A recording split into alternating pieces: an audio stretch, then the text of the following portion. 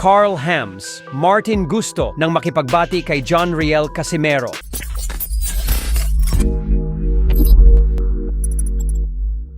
So maraming Pinoy boxing fans ang nagulat sa post ng undefeated super bantamweight top contender Carl Hams Martin sa kanyang social media account. Alam na po nating lahat na sa mga nakalipas na buwan ay walang tigil ang patutsadahan ng dalawa nating matibay na pambato na sila former 3-division world champion angas ng Pinas, John Riel Casimero at ni Martin. Makikita sa kanilang mga social media pages na sunod-sunod ang kanilang palitan ng maiinit na salita sa isa't isa. Subalit nagulat nga po ang maraming Pinoy boxing fans matapos mag-post ni Wonderboy sa My Day ng kanyang official Facebook page kahapon ng lumang litrato nila ni Casimero. At dito nga po ay nilagyan ito ni Martin ang caption na sana umano'y ma-unblock na siya ni Casimero at huwag na daw sana silang dalawa magtampuhan.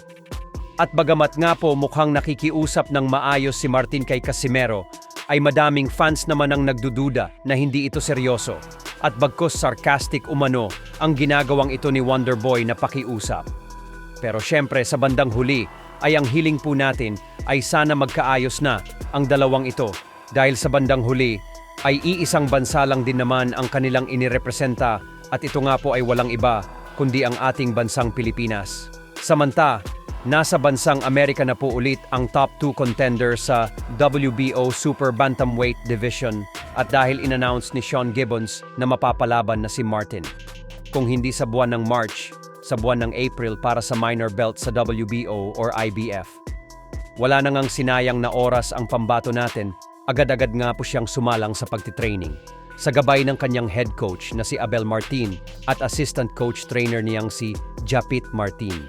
Sinasanay ngayon si Martin kung paano umiwas sa kalaban kapag umaatake ito at sinasanay din ito kung paano mag-cut sa ring. Seryosong-seryosong nga po ngayon si Martin sa pag-iinsayo. Matatandaan na sinabi niya na hindi umano niya sasayangin ang pagkakataon na ibinigay sa kanya ni Sean Gibbons, kaya talagang nagpo-focus po siya. Napaka-importante kasi ng laban ni Martin. Dahil kapag nakalusot dyan si Martin at naipanalo niya ang laban na yan, ay malaki po ang tsansa na world title na ang sunod niyang laban.